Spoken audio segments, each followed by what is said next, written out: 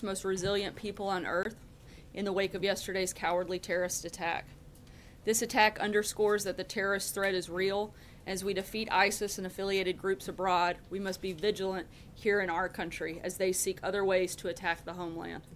Inspiring such attacks through hateful propaganda has always been part of ISIS and other terrorist strategy. This underscores the need for the most careful vetting of who enters our country. There are hundreds of active law enforcement investigations into foreign nationals suspected of engaging in terrorism, and we must vet those seeking entry to the United States thoroughly. Last night, just hours after the attack, 1 million New Yorkers, including families with their children, marched through the city for a Halloween parade. Their message was heard loud and clear. The American spirit will never be broken. Those who hope we will succumb to fear will never get what they want, and those who seek to divide us will only bring us closer together.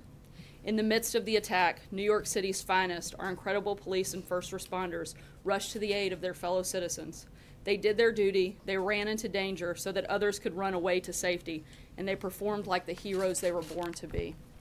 Specifically, Officer Ryan Nash, a 5-year veteran of the NYPD, was among the first to respond to the scene and fired the shot that stopped the attacker from continuing the violence. He's a hero, but that doesn't come as a surprise to most of his colleagues. He's already received 2 awards during his young career, one for excellent police duty and another for other police action. Yesterday, he earned something that could never be properly displayed by a ribbon or a medal. He earned the never-ending thanks of a grateful nation. The President has vowed to defend our country, protect our communities, and put the safety of Americans first.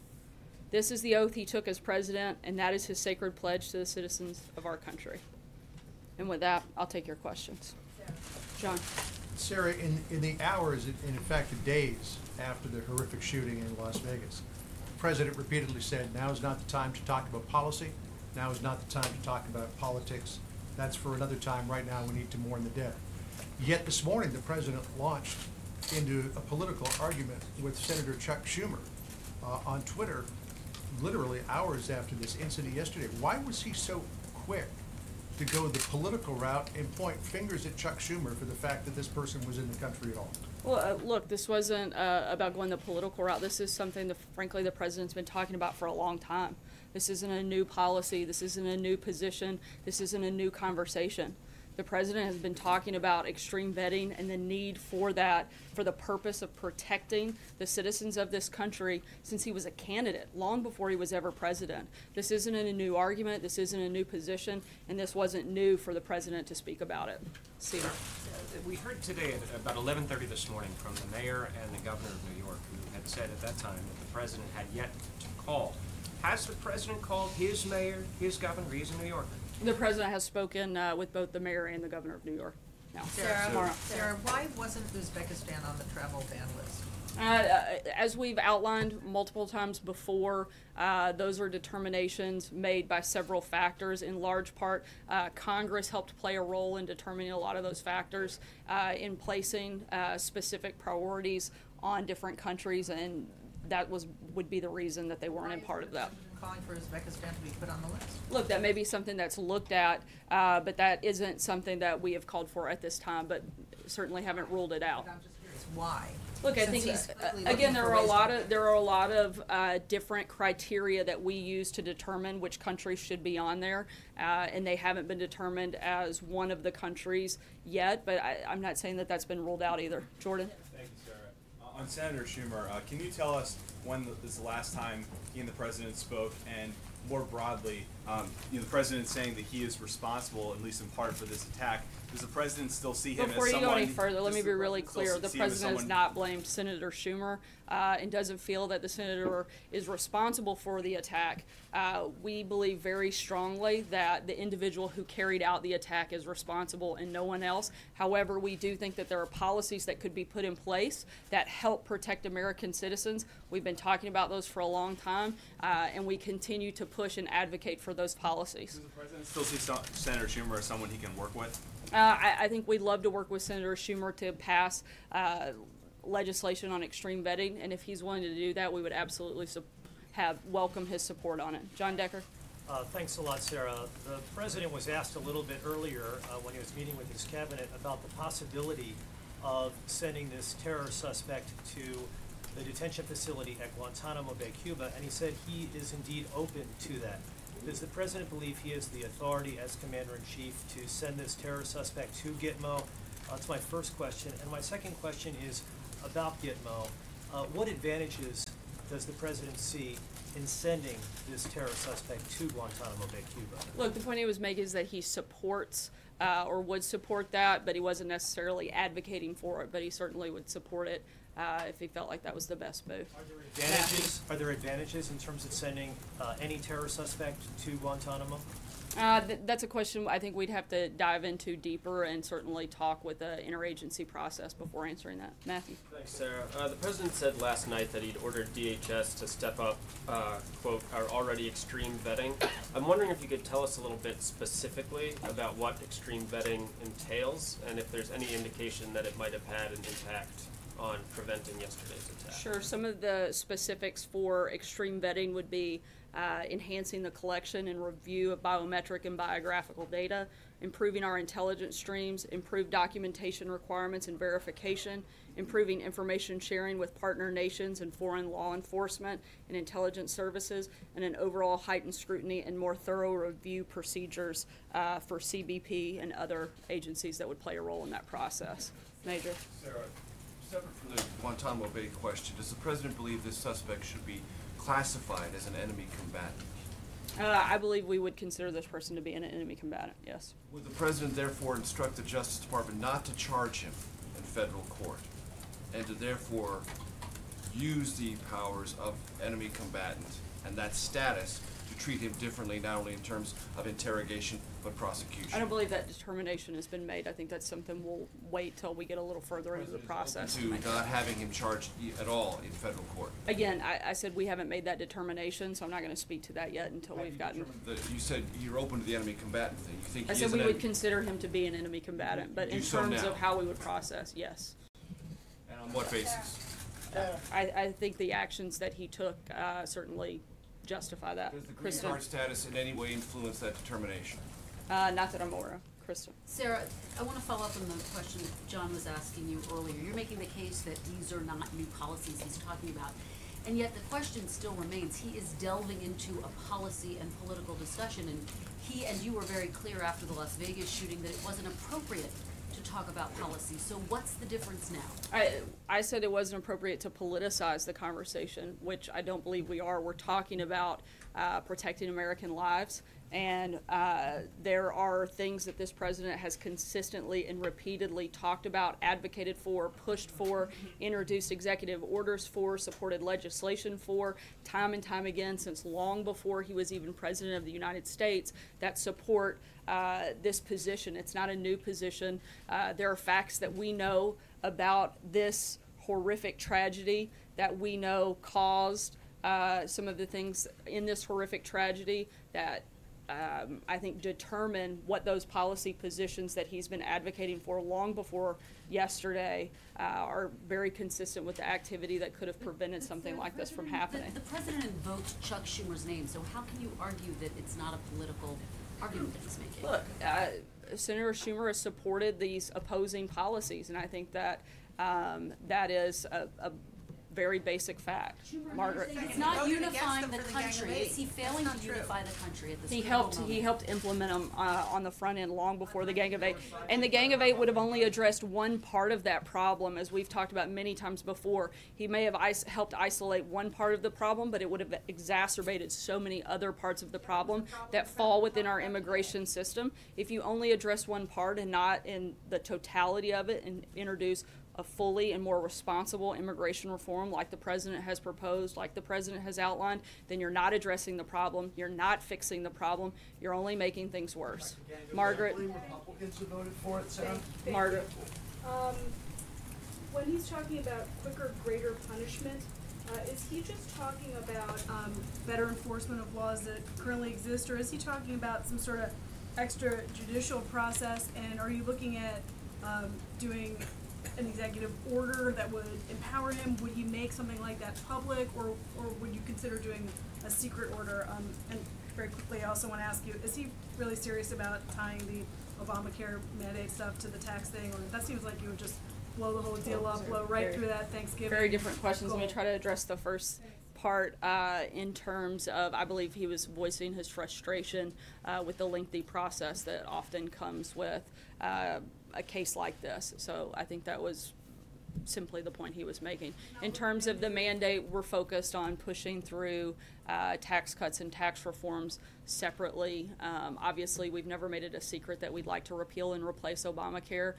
We'd still like to do that, but we still think it's probably more likely to do something like that in the spring. Sarah, Chuck Miller, the Deputy New York City Police Commissioner, said the suspect committed the attack in the name of ISIS. Governor Cuomo said the suspect was associated with ISIS. How can the president make the case that we are annihilating ISIS when an attack like this occurs? Are his policies emboldening the remnants of ISIS? Not at all. We certainly, I don't think there's any way that you could discredit the progress that has been made on ISIS with a total defeat taking place in taking away their strongholds in both Raqqa and Mosul. But when that happens, as the president even said today, you have people that splinter off, go other places. Look, and we're meeting them in each of those places as much as possible, and we're going to continue to do that. It's another reason this president wants to institute extreme vetting to help keep more people out of our country that want to do us harm. Thank you, Sarah. Sorry, I was pointing at you. The President said earlier, today starting the process of terminating the diversity lottery program. What did he mean by starting the process? Just that we're going to continue pushing for and advocating for getting rid of this program. Something he's talked about. We'd like to see the lottery visa program not be part of any immigration system that we have in this country. Okay, sorry, just to follow up on Margaret's question. So the President isn't considering any broader criminal justice reform? As I said, we'll look at other specific ways to deal with it, but right now he was simply addressing his frustration with the lengthy process. John Gizzi? Yeah, thank you, Sarah. A follow-up question on John Decker's question. The criterion that you listed for enhanced vetting sounds very much like that for a national ID card, a subject that comes up every few years in Congress, but which has never been acted on. Is the administration in favor of a national ID card as part of the enhanced vetting? Look, we've laid out what our principles and our priorities are, and we'll work with Congress on determining the best way to make those specific pieces of legislation. But the things that I outlined are what we'd like to see, and whether or not what form that comes in, that's yet to be determined. But those are the principles we'd like to see take place in any extreme vetting program. You're not ruling out a national ID card as part of the right, but I'm also not saying that we're fully in. I'm saying that we've laid out the principles and the priorities that we'd like to see and that we think are important in an extreme vetting program. Blake? Between the time the president sent the tweet out last night saying that he's called for a step up of extreme vetting until now, can you lay out exactly what has been stepped up in that time frame? Look, I think he's taken a call to action. I know he's spoken several times with members of his national security team to look and see what specific things can be done. But we have put in place executive orders already since the president's taken office that help go as far as we can at this point. On tax reform real quick, if I can, do you mind? It's possible that one of the things that Republicans are looking at right now is drastically lowering the cap for 401ks. The administration has consistently said that this tax plan has to help the middle class. So how would bringing down the cap on 401ks help the middle class? Look, we're continuing to work with the House. I'm not going to negotiate, as I've said, I think every day this week with you guys here in the media. I'm going to let the economic team here at the White House work with members of both the House and Senate to put forth the best bill possible. We also are making sure that the priorities that we've laid out, including helping the middle class, are part of the final piece of legislation. We support where we are in the process right now, and we're going to continue working with both the House and Senate to make sure we get there. Eamon?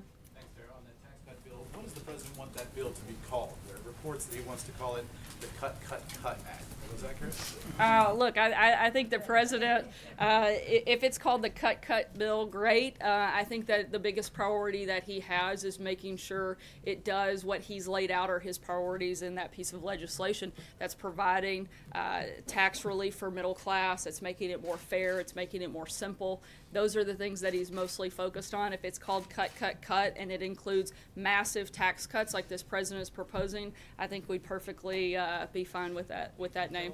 Federal Reserve Chair pick is a man or a woman? No, I cannot tell you that, but I can once again echo that it's not Major Garrett again today. Still consistent on mentioning. Poor Major. Go ahead, Peter. Sarah, the president talked about wanting merit-based immigration today, and then criticize the diversity visa program. Is he aware that the diversity visa program actually does have a merit-based component to it? Look, there may be a component of it, but the fact that we have a lottery system that randomly decides who gets the greatest opportunity in the world, one of the best things that we have in this country is the fact that everybody wants to be here, and to give that away randomly, to have no vetting system, to have no way to determine who comes, why they're here, and if they want to contribute to society is a problem. And the president strongly supports making sure that the people that come here want to be here for the right reasons and not to bring harm to our country. And I don't think that's something that any American shouldn't want to support. Jim? They are ranked by their job that they have had, and they have to have minimum education. Peter, the whole idea is that they are randomly selected. This isn't. Criteria and have a certain ranking. It's not entirely It's the random. lowest level of criteria that any part of our immigration system has is through the lottery system. And so to try to argue that this is a system that thoroughly vets people is just shows a total lack of understanding for what this process is.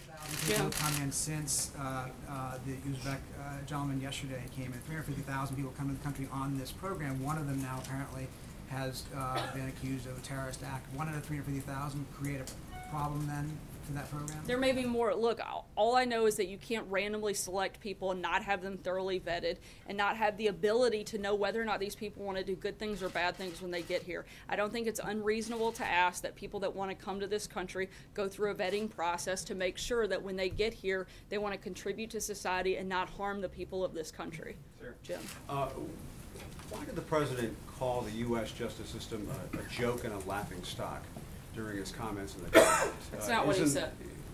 He said that the system of justice in this He said country that is a process. joke. He said the process has people calling us a joke and calling us a laughing stock.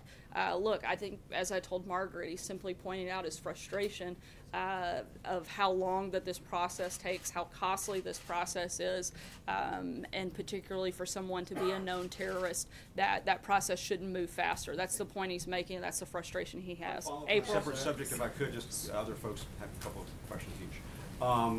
Getting back to George Papadopoulos, does the president recall at that March 31st, 2016 meeting of his National Security Advisory Board, Mr. Papadopoulos suggesting a meeting between then candidate Trump and Vladimir Putin? Does he recall that? No, I don't believe he does. April? Sarah, two questions. First, Mary Frances Berry, the former head of the U.S. Commission on Civil Rights, says everyone wants vetting, but to stop people from coming because they come from different countries is totally wrong. What say you? Nobody said because they come from a different country. I think that's the whole definition of immigration, is that they wouldn't be U.S. citizens. We certainly haven't said that immigration as a whole should be outlawed. So, the diversity lottery is specifically for those coming from other nations that you are not favoring right now because you believe that there is a possibility of terrorism. I believe that we have a fundamental right to protect the people of this country, and if we see or think that someone is a threat to United States citizens, that we should take every precaution that we can to protect the people of this country. And I don't think most Americans would disagree with that. In fact, most Americans do support extreme vetting and certainly support the protection of the citizens of this country. And second question, last question, compromise, the issue of compromise. What is the definition of compromise as it relates to slavery and the Civil War? Look, I'm not going to get in and relitigate the Civil War. It's like I told you yesterday. I think I've addressed the concerns that a lot of people had and the questions that you had, and I'm not going to relitigate history here. When you left, so, and I'm gonna ask the question again, and Why don't you respectfully. ask it in the way that you're I'm asking it apparently respect- accusing me of being? I'm not accusing, I'm asking a question, Sarah, seriously. The question is, does this administration believe, does this president believe slavery was wrong? And before you answer, Mary Frances Berry, a historian, said, in 1860, there was a compromise. The compromise was to have southern states keep slavery, but the Confederacy fired on Fort Sumter that caused the Civil War. And because of the Civil War, what happened? The North won. There's no I think slavery. it is disgusting and absurd to suggest that anyone inside of this building would support slavery. Peter. Yesterday from that podium, you said all of our leaders have flaws. Washington, Jefferson, Roosevelt, and Kennedy. What are President Trump's flaws? Probably that he has to deal with you guys on a daily basis. He doesn't, in fairness, he doesn't deal with us on a daily basis. So what would you say I in think sincerity? most every day, actually, he What are does. his flaws then, I guess? Simple question. Yeah, I just gave you one. Trey. Thanks, Sarah. Two questions for you. What does the future of Guantanamo Bay look like under the Trump administration?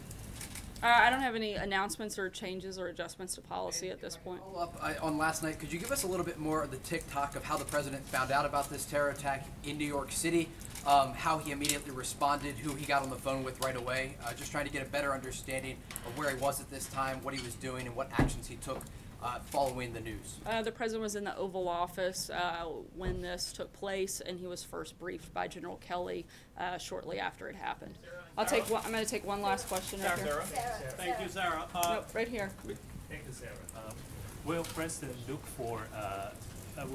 President Trump look for enhancing anti-terror measures with other foreign countries during his visit to Asia? And also, will President Trump call the leaders of Argentina and Belgium to express his condolence? I believe that arrangements are being made for him to speak with the leaders of those countries. They're working between the two teams to set that up. In terms of looking for conversations around anti-terrorism, that will certainly be discussed throughout the trip over the next several days. And as I said earlier this week, General McMaster will be here tomorrow to discuss the trip in more detail and certainly in more depth for the briefing tomorrow. Thanks so much and have a good day. We'll let you know later today what time that should be, but both will most likely take place in the afternoon. Thanks, guys.